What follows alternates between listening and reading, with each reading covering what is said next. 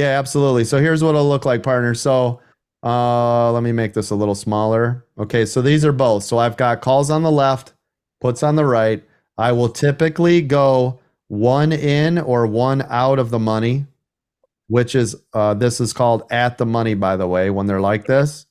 So you can take either one, dealer's choice. Do you want to be in a little bit more or do you want to be out a little bit more? And it doesn't really matter. The cheaper the price of the contracts, the more of them you can buy, which will kind of offset the cost. But as you guys know, the higher the delta, the more you make as it goes in your favor. So if you're like, well, I got to choose one or the other, always go in. Buy the more expensive one when you can, right? Because it'll typically make you more money faster because it's already there.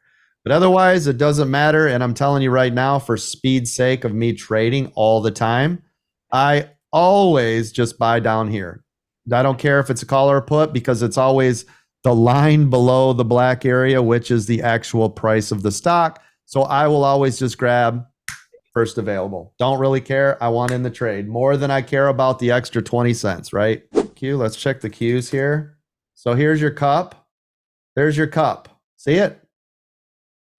And handle, I meant. So here's your cup and handle. Here's your cup. And there's your handle. Everybody see it?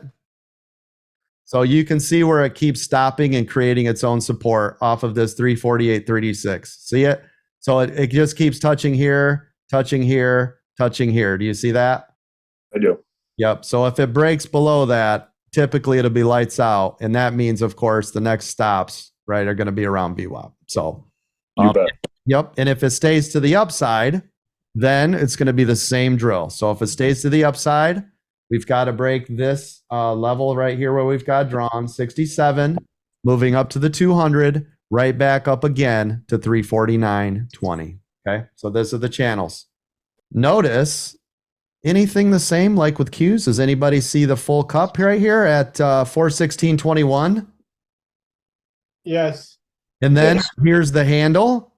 Right back to where we had marked. Remember, and I told you all day today, 415.63 was going to be critical. Remember, because that's where when we pulled below that, that's where we hammered the puts. So what do you know? What do you know? There's the bounce area again. Okay. So here's your cup. There's your handle off of 415.63. Should have the bounce back up as long as it stays above 415.63.